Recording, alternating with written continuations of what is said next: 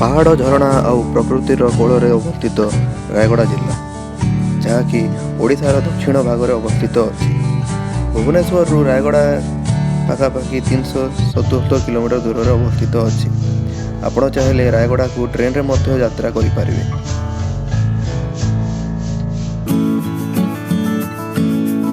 ରାୟଗଡ଼ା ସହରରେ ଅବସ୍ଥିତ ଅଛି ମା ମାଝିଘରିଆଣୀଙ୍କର ମନ୍ଦିର। ଅବିଭକ୍ତ କୋରାପୁଟ ଜିଲ୍ଲାର ଏହା ହେଉଛି ଏକ ପ୍ରସିଦ୍ଧ ମନ୍ଦିର।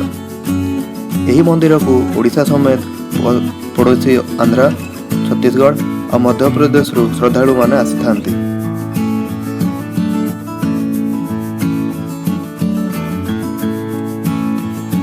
ମନ୍ଦିର ପରିସରରେ ଅଛି ଏକ ଘୋଡ଼ାର ପ୍ରତିମୂର୍ତ୍ତି।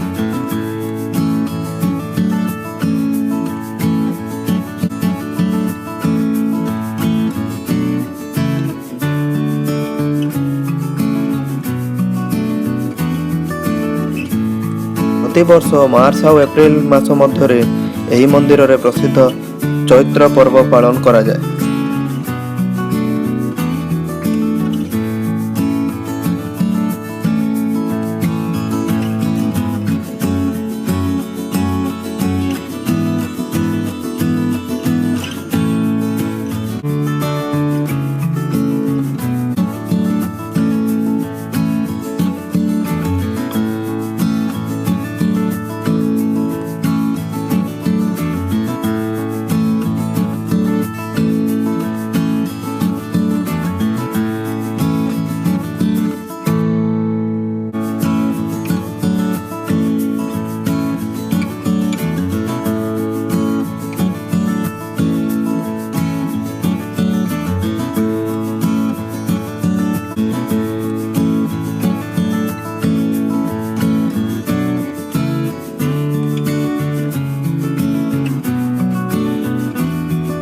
ମନ୍ଦିର ଦର୍ଶନ ପରେ ଆମେ ଯାଇଥିଲୁ ରାୟଗଡ଼ା ସହରର ପାର୍ଶ୍ୱରେ ଅବସ୍ଥିତ ପ୍ରେମ ପାହାଡ଼କୁ।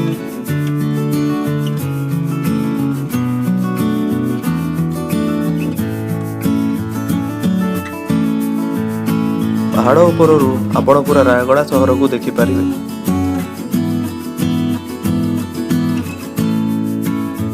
ତାପରେ ଆମେ ଯାଇଥିଲୁ ଝୁଲା ବ୍ରିଜକୁ। ଏହି ବ୍ରିଜର ଲମ୍ବ ପାଖାପାଖି 150 ମିଟର ଅଛି, ଯାହାକି ନାଗାବଳୀ ନଦୀ ଉପରେ ଅବସ୍ଥିତ ଅଛି।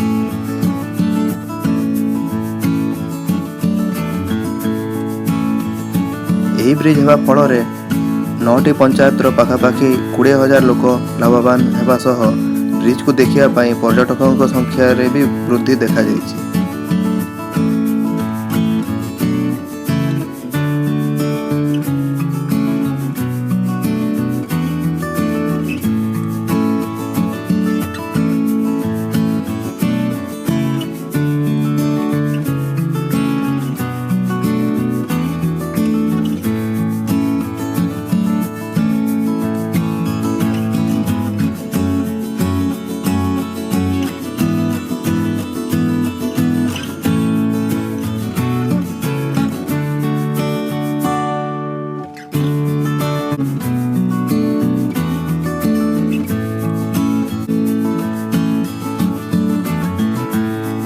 ତାହାପରେ ଆମେ ଯାଇଥିଲୁ ଥେରୁବାଲିକୁ, ଯେଉଁଠି ଅବସ୍ଥିତ ଅଛି ପ୍ରସିଦ୍ଧ ଲକ୍ଷ୍ମୀନାରାୟଣ ମନ୍ଦିର।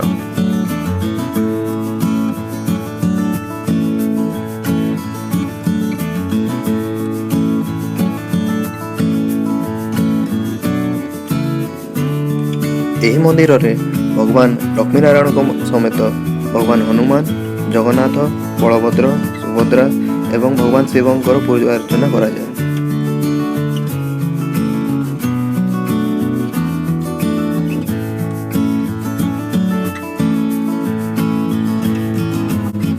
ଥେରୁବାଲିରୁ ବାହାରି ଆମେ ତାଟିକଣା ଅଭିମୁଖେ ଆମର ଯାତ୍ରା ଆରମ୍ଭ କଲୁ।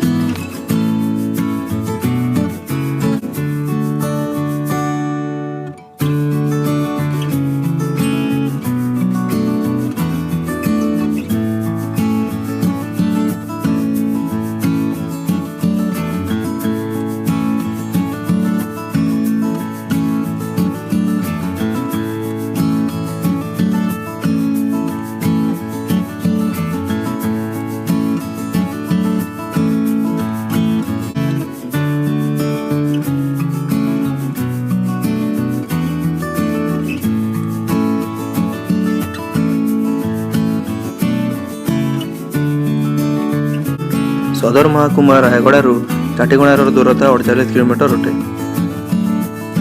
ପାହାଡ଼ ଝରଣାରେ ଭରା ଏହି ଜାଗାକୁ ବହୁ ସଂଖ୍ୟକ ପର୍ଯ୍ୟଟକ ଆସିଥାନ୍ତି।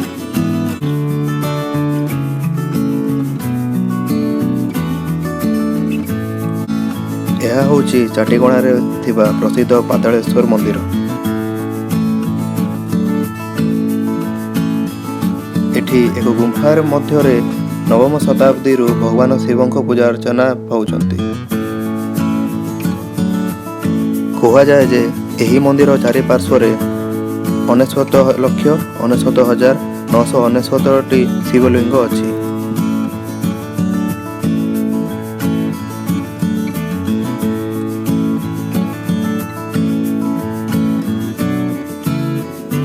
ମନ୍ଦିର ପାଖରେ ଥିବା ଝରଣା ପର୍ଯ୍ୟଟକଙ୍କୁ ଆହୁରି ଆକର୍ଷିତ କରିଥାଏ।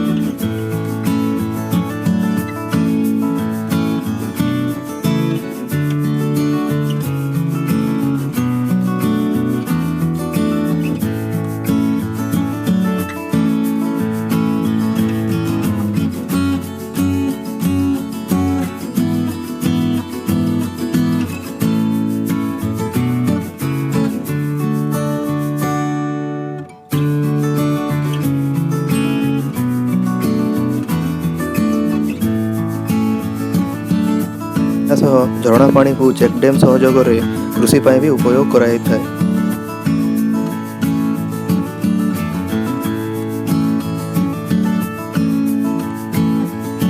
ଏହାପରେ ଆମେ ବିଷମକଟକ ଅଭିମୁଖେ ଆମର ଯାତ୍ରା ଆରମ୍ଭ କରୁଥିଲୁ।